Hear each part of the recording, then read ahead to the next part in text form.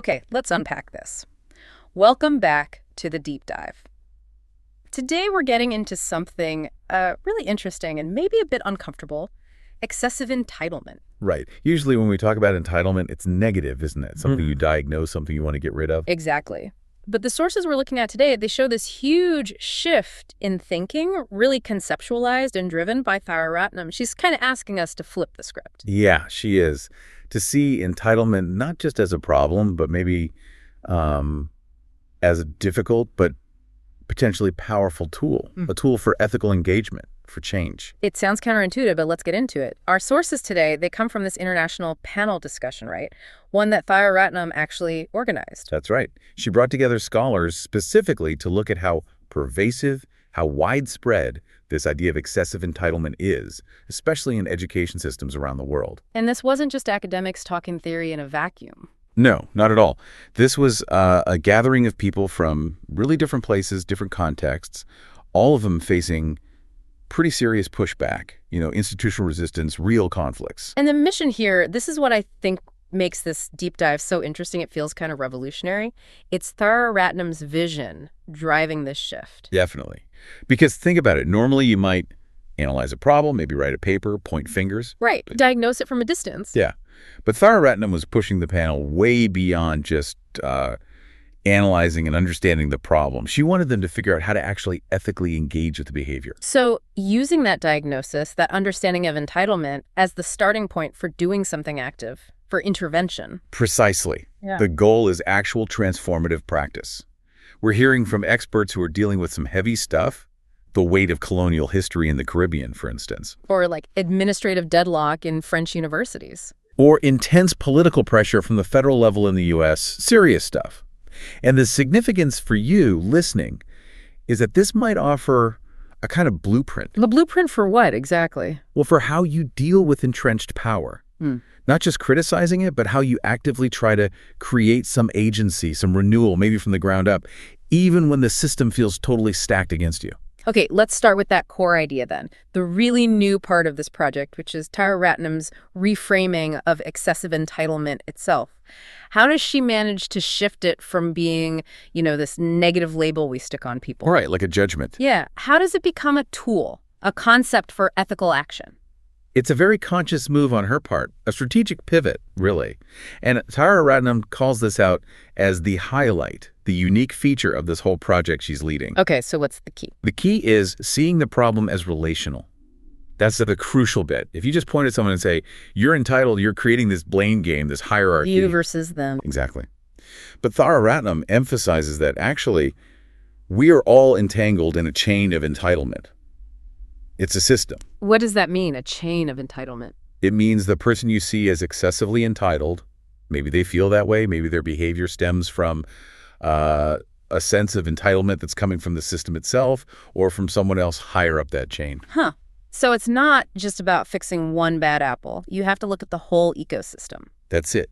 If you want change that lasts, yeah, you can't just call out one person's flaw. Like Ratnam puts it, you've got to take everybody with us. It's a collective issue. Okay, that makes sense. But how does she define the core problem, though? The thing that connects all these different situations the panel discussed. She really focuses on what she terms the gap in awareness. This, for Ratnam, is like the engine driving the entitlement. Gap in awareness. Tell me more. Think about people in positions of power. Administrators, teachers, managers, whoever. People who genuinely say they believe in certain values. They say they're democratic or collaborative or student-centered or attentive. Right, they talk the talk. They talk the talk. But then, in practice, their actions. Often they're actually authoritarian or dismissive, or they just follow procedures rigidly, even when it causes problems. And the real kicker is, they probably genuinely believe they're doing the right thing. They think their actions do align with those values they talk about. That's exactly it. Ratnam argues that excessive entitlement is fundamentally this unawareness of this gap. The person is convinced they're acting justly, democratically, whatever. Even while their actions might be shutting people down or being oppressive. Precisely. The danger often isn't like deliberate malice. It's this profound, maybe even sincere belief by the entitled person or institution that they are right, that they are being fair.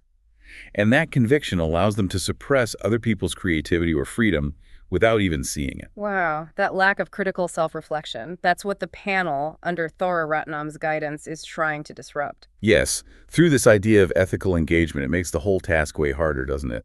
Yeah, because how do you argue with someone who's convinced they're virtuous, even as they're causing harm? You can debate someone acting in bad faith, maybe. But someone acting in what they believe is good faith, that's tough. And that's why this ethical engagement piece is so central. It's not about direct confrontation necessarily. What is it about them? It's maybe about creating situations or actions or conversations that allow the person, the entitled party, to actually see the impact of their actions, to witness the effect. And maybe, just maybe, that helps reveal that gap in their own self-awareness. A gentle way of holding up a mirror. Something like that. And this whole framework, this idea, it's being tested in really diverse settings, contexts that Thara Ratnam described as rich with different kinds of problems. Okay, let's look at the first context then. This comes from Carol Gentles, and it really anchors this idea of entitlement in history, deep history. Yeah, Carol Gentles, she was very appreciative of being invited by Thara Ratnam to be part of this, what she saw as really groundbreaking work. And she immediately drew a line between this concept of excessive entitlement and her own research. What was her research focus? Authoritarianism in education, specifically looking at teacher-centered teaching practices in Jamaica and the Caribbean. Okay, and how does entitlement fit in there? She sees the legacy of colonialism not just as something in the past, but as active, persistent baggage that people are still carrying today. Baggage that shows up in how teachers teach now. Exactly. It shows up as this sort of ingrained, often unquestioned adherence to traditional teacher authority. Meaning, in systems shaped by colonial rule, the teacher's job wasn't just about sharing knowledge, it was also about enforcing discipline, enforcing compliance, kind of mirroring how the colonial government worked. So there's this inherited, maybe unconscious sense of entitlement for the teacher to basically dominate the classroom, and an expectation that students just comply passively. That's a good way to put it. Even if a modern teacher would say, oh, of course I reject colonialism, the entitlement might still be embedded in the way they teach. The structure, the methods, how they assess learning. So the entitlement isn't just about attitude, it's baked into the pedagogy itself. Absolutely. It's systemic in the method. And that's why Carol Gentles found this concept, this tool that Thara Ratnam was developing, so useful. Because it allows for, as she put it, a deep critical interrogation of self. It shifts the focus. Right. It's not just, are you a good teacher? It's more like, okay, let's look at your methods. How entitled are they? How much space do they really allow for students? And the goal? The goal for her is to shift pedagogy towards being critical and caring. But she also recognizes that many teachers, many educators, might not even be aware of how this colonial past is shaping their entitled approaches today. They're living right in that gap in awareness that Thara Ratnam identified. It really shows the power of the framework Thara Ratnam is putting forward, doesn't it? It gives people a language to talk about these really ingrained structural issues without it immediately becoming a personal attack. Yeah, it frames it as something shared. This baggage, this chain of entitlement, it affects everyone involved. Okay, let's shift gears now. We're moving from the historical and pedagogical in the Caribbean to something more institutional and administrative. This is Magdalena Cohut-Diaz in France. Right. Magdalena Cohut-Diaz, she's working within the French university system, specifically at the Bordeaux Teacher Institute.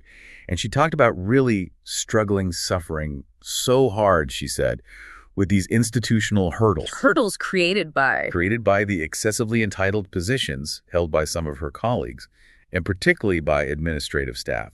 So for her, entitlement wasn't just about a teacher in a classroom.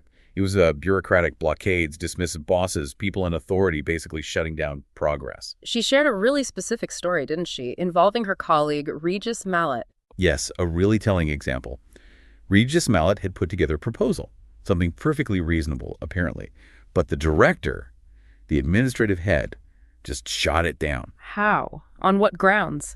The director's exact response was basically that the proposal was behind the law, meaning it wasn't strictly aligned with current regulations, and therefore, not my responsibility to deal with this problem.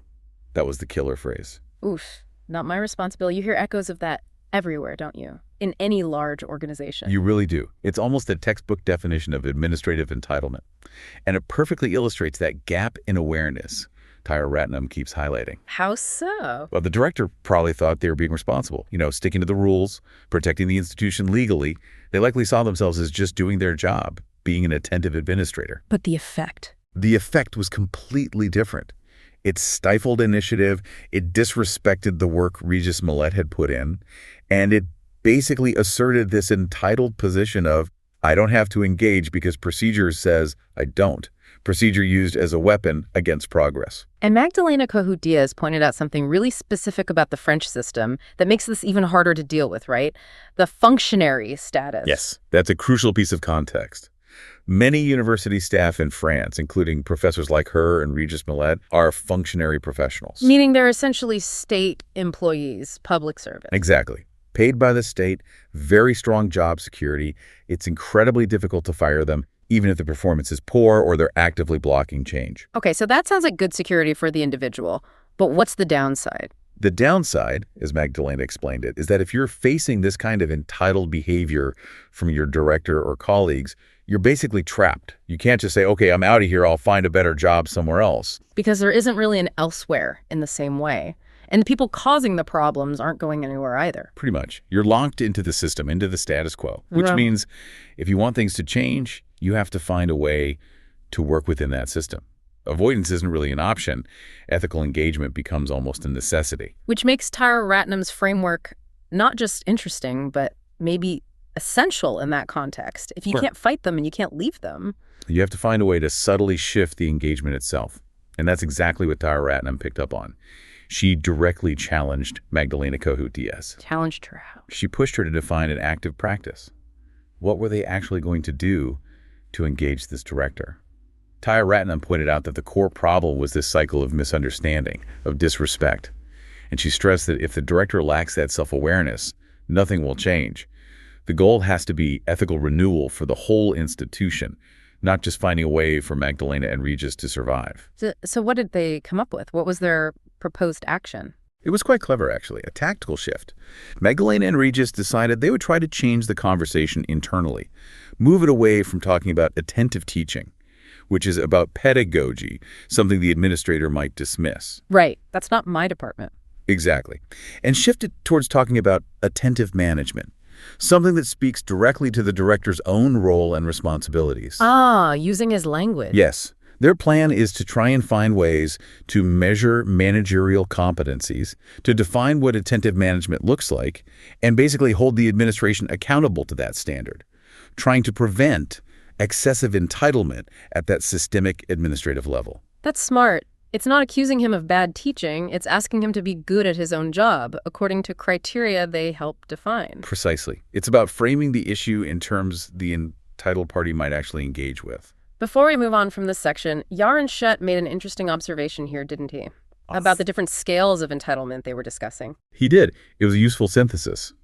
He pointed out how the conversation was highlighting entitlement playing out at very different levels. Like? Well, you had the really big picture, the national, even federal level, which Jackie Ellett was bringing from the U.S. context. Then the institutional, administrative, relational level, like Magdalena's story in France. Right. And then Yaron Shutt's own work, which tends to focus more on the classroom level, the teacher-student dynamic. It just reinforced that central idea from Tyra Ratnam. Entitlement is everywhere. It looks different at different scales, and your strategies for engaging with it have to be tailored accordingly. Okay, let's tackle that national scale now. Jackie Ellett's contribution from the U.S. context sounds like it takes this concept of excessive entitlement and links it directly to systemic oppression. Absolutely. Her work comes from a really interesting place. She uses autoethnography. Which means, for listeners who might not know, it's a research approach where you use your own personal experiences, your own journey and reflections, as data to understand broader cultural or social or systemic issues. So she started with her own personal journey of experiencing excessive entitlement. And that personal experience led her to ask bigger questions. Exactly. It made her question whether educators, even those with good intentions, might be unintentionally passing on this kind of oppression to their students.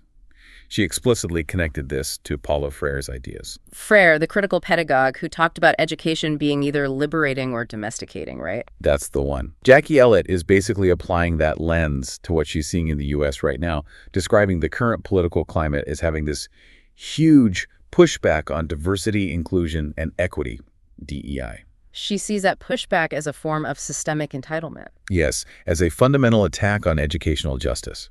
She actually said it feels like a huge step backwards in time of inequities, like history repeating itself, or even reversing. That's a strong statement. Did she give specific examples of what that looks like on the ground? She gave two really powerful, concrete examples. The first one was about school discipline. Okay, what was the scenario? She described a situation where a young black male student got into an argument and was expelled, while the white student involved in the exact same incident received basically a slap on the hand. Wow, that's stark. And she connects that directly to entitlement. Yes, to institutional entitlement. The system feeling entitled to apply drastically different consequences based on race. It decides whose future matters, whose behavior is seen as a threat versus a mistake. And she linked this to broader patterns. Definitely. She asked the question, why do we have children of color in school suspension at such a higher rate than any other ethnic group? She drew a direct line from these unequal disciplinary practices in schools to who ends up in the prison system later on. So the entitled practice in school becomes part of this pipeline. An early pipeline to structural inequality, structural incarceration. It feels like just following the rules to the people enforcing them, maybe. That gap in awareness again. But the impact is devastatingly oppressive. Okay, that's one example. What was the second one? You said it involved federal threats. Yes, this one really escalated the stakes. It showed how entitlement, operating at the highest levels, the federal level, can put local educators and administrators in truly impossible situations. What happened at her college? Her college president received a direct threat from the federal government. The threat was, get rid of specific, substantial scholarships that were designated for first-time black college students or lose critical federal funding for all students. Whoa, that's not just a threat, that's an existential crisis for the institution. Lose funding for everyone. Exactly. It could bankrupt the college. So they were faced with this horrific choice to dismantle a program designed to promote equity and access a core value or risk the survival of the entire institution. What a terrible position to be in. Do we lose 10 kids? Do we lose 1,000 kids? She put it. It's brutal. Yeah. And Thera Ratnam jumped in here, identifying this as a very big issue. She framed it perfectly. Educators and administrators being forced to choose between their values, their ethics, and basically complying with dictates from the top in order to survive. It shows how even leaders who might want to do the right thing can get caught in this chain.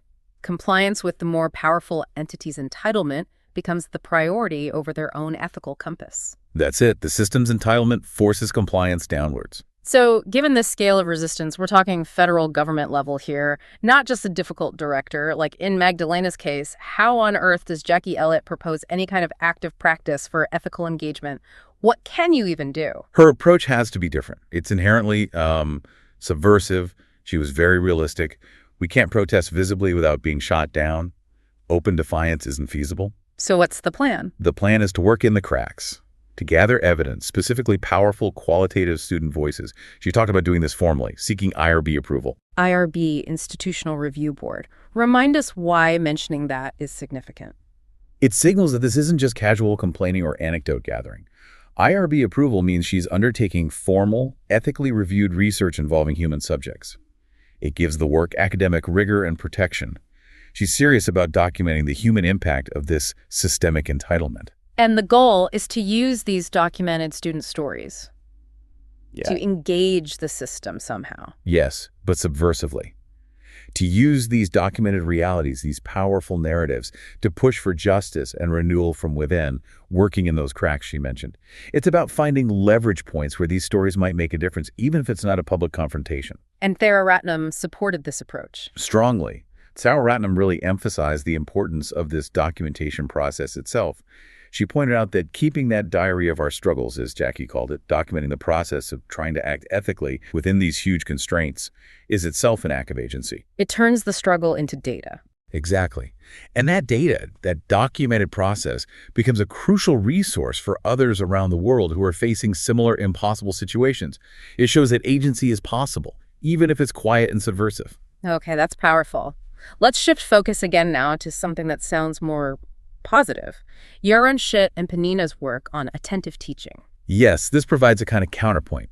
Their work focuses more on the classroom level, and it's about proactively diminishing excessive entitlement, by fostering a different kind of environment. Attentive teaching, it sounds like just good teaching. Being attentive to your students, how does it specifically combat excessive entitlement? Well, Yaron Shutt framed student entitlement in a slightly different way. He suggested it often shows up less as overt arrogance and maybe more as this sort of deep-seated compulsion to comply. Comply with what? Comply with the perceived demands of the system, the teacher, the world. When students are hyper-focused on, what am I supposed to do?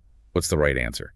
Yeah, they lose their own voice, their own agency to connect learning to their own experiences, their own worlds. Okay, I see. They become passive recipients, or maybe defensively demanding if they feel lost. Right. Attentive teaching, in contrast, is about actively enabling students to act freely, to express themselves authentically.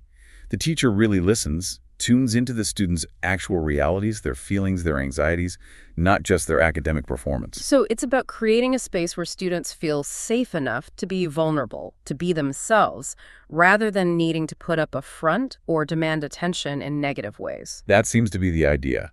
If the student feels genuinely seen, heard, respected, maybe that need for entitlement, whether as passive compliance or aggressive demanding, starts to fade. Did Yaron Shutt give an example of this? He gave a really fascinating one, actually, quite unexpected. It involved medical students. Medical students, okay. Yeah, they collaborated with a medical doctor who was trying out attentive teaching methods with students right as they were about to start their clinical year.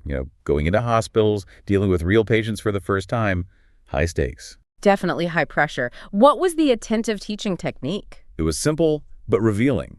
The doctor just asked the students to draw their feelings about starting their rotations. No words, just draw. Draw their feelings. What came out? It was pretty startling. Instead of drawings showing confidence or maybe typical exam stress, the drawings revealed really deep anxiety. Frightening anxiety was the word used. Anxiety about what specifically? About the practical stuff. Fear of talking to patients, fear of doing basic medical procedures, fear of looking stupid, fear of failing in this very public, high-stakes environment. Wow. So underneath any potential outward confidence or bravado? Was this core of real vulnerability and fear? Fear of not meeting the system's expectations. You could almost call that a form of entitlement pressure on them. They felt they had to be competent immediately. So how did the attentive teaching help? The doctor didn't dismiss these fears. By acknowledging them, by relating to these specific anxieties that came out in the drawings, by listening. Over about 10 weeks, Yaron Shutt reported that the students' internal sense of pressure, that extensive entitlement or fear, lessened dramatically. They felt safer to learn, to ask questions, maybe. Exactly. Yaron Shutt felt the practice was lessening the tensions, helping students feel more genuinely confident and able to express themselves, rather than just being paralyzed by fear or trying to comply perfectly. Okay, that's clearly a powerful impact for those individual students. But it does sound maybe small scale. One doctor, one group of students. Did Tyra Ratnam address this? Oh, she did. This is a key point of challenge from Tyra Ratnam to Yaron Shutt. She acknowledged the power of attentive teaching, absolutely. Right.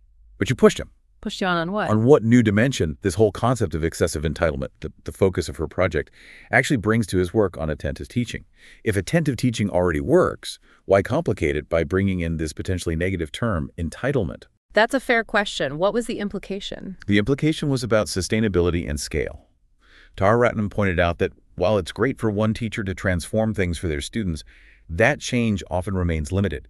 It's isolated. Right. What happens when those students move to the next rotation with a different doctor? Or what about the administrators who might not value this approach? Exactly. Tara Ratnam was pushing for a move beyond just the individual classroom towards sustained cultural change. Change that involves everyone, administrators, other teachers, the students themselves. Without tackling the entitled systems around that attentive teacher, they risk burnout or being ignored or just seen as a weird outlier. So the challenge from Tara Ratnam was essentially, how do these two concepts, attentive teaching and excessive entitlement, reciprocally enrich each other? How do they work together? Yes. How can the awareness of excessive entitlement, knowing about the administrative roadblocks, the historical baggage, the pressure to comply, how can that awareness become the leverage you need to embed attentive teaching more deeply, to make it stick institutionally? So you use the diagnosis of systemic entitlement to justify, maybe even demand, the prescription of attentive practices across the board. That seems to be the connection Tara Ratnam was driving at. You need both. You need the positive practice, attentive teaching, and the critical awareness of the resistance, excessive entitlement to make real, lasting change happen. Okay, that makes a lot of sense. So bringing it all together in the final part of the discussion, Thera Ratnam kind of circled back, right, synthesizing these different threads. She did. She reminded everyone on the panel that the discussion had successfully moved from just talking about the problem to planning concrete actions. That was the goal she set out. And those actions were? Well, they were diverse, reflecting the different contexts. You had Jackie Ellett planning to interview students, collect that crucial qualitative data under IRB protection. You had Magdalena Cohu-Diaz preparing her strategy to engage her director in France, using that attentive management framing. And Yaron Shud, thinking about how to scale up attentive teaching, potentially using the entitlement framework to justify it. The common thread was that everyone was committed to taking steps to make an inroad, as Thera Ratnam put it, or make a crack in these often huge resistant systems. And a really important part of this whole project, something Thera Ratnam clearly championed, was the idea of documenting the process itself. Yes, the reflection piece.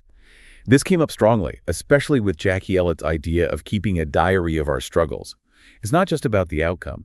It's about documenting the process of trying to exert agency, trying to engage ethically, especially when you're working within really tight constraints. That process becomes the lesson for others. Exactly. It shows how agency is exercised, even when it feels impossible. That documentation is part of the ethical practice itself. Let's quickly revisit Magdalena Cohu-Diaz's plan again. She refined it a bit after hearing from everyone else, right? How did she settle on engaging her director? Her final plan really seemed to embody that principle of ethical engagement that Thera Ratnam was pushing for. She decided to move forward with her case studies and interviews, yes. But her very first step with the director, it wasn't going to be a confrontation. What was it then? It was going to be essentially a questionnaire, a non-threatening entry point. Asking him what? Asking him for his definition of attentive management. She's deliberately using that specific language relevant to his role, not attentive teaching. Why that question? The idea is to draw him into this whole thing, as she put it. Get him to articulate, in his own words, what good ethical management looks like, which then subtly creates a standard. A standard she can potentially hold him to later, or at least use as a basis for conversation. It exposes that potential gap between his words and his actions. Precisely. Yeah. It's giving him the language of ethical renewal, like you said earlier, holding up that mirror gently. It's a fantastic example of taking a concept from the panel, like Yaron's attentiveness, and skillfully adapting it to a different scale, the administrative level, to try and chip away at entitlement. And Thera Ratnam's view was that this cross-pollination of ideas, historical awareness, informing administrative strategy, pedagogical concepts, informing engagement with power, that's the real strength. Yes. She concluded that this collective work, documented thoroughly, is what would provide value globally. It allows people everywhere to see the whole arc. The arc from diagnosis to action. Right, how you can diagnose excessive entitlement, but more importantly, how you can ethically engage with it as a tool to overcome it. That's the pathway to potential renewal that Thera Ratnam wanted this project to eliminate. Okay, so wrapping this up, the big takeaway from this whole deep dive, really sparked by Thera Ratnam's reframing, seems to be that excessive entitlement isn't just some individual personality flaw. No, it's much bigger. It's woven into systems, institutions, history. It's a powerful force. And this is the hopeful part. I guess the work this panel is doing shows that actually naming it, recognizing it, understanding how it works, that's the essential first step. It's the starting point for building some agency, for opening up difficult conversations, and for maybe, just maybe, creating some real ethical change, some renewal, even when you're up against massive constraints, like political pressure or deeply entrenched bureaucracy. What really strikes me, though, and makes this whole ethical engagement thing so tricky is what you mentioned earlier. Often, the people who are most deeply embedded in entitled positions or systems, they don't see it. Exactly. That invisibility is key. If you're an administrator and you genuinely, sincerely believe you are being fair or democratic or attentive, even while your actions are effectively silencing people or blocking progress, you're convinced you're in the right. You don't see the gap. Which brings us to maybe the final, really challenging thought for you, the listener. If the person embodying the entitlement truly believes they're doing nothing wrong, how does that ethical engagement even begin? How do you find the crack? The panel strategies give us some clues, shifting the language, gathering data, focusing on impact rather than intent. But it requires immense skill and patience. And maybe it requires us to look inward, too. If Thayer Ratnam is right that we're all entangled in this chain of entitlement, what's our own blind spot? Where do we hold a conviction, maybe about being fair or right, that others might experience as entitlement? That's the really uncomfortable but maybe necessary question to sit with. How might this dynamic be playing out in your own work, your own life? Something to think about. We'll leave you with that. Catch you next time for the next deep dive.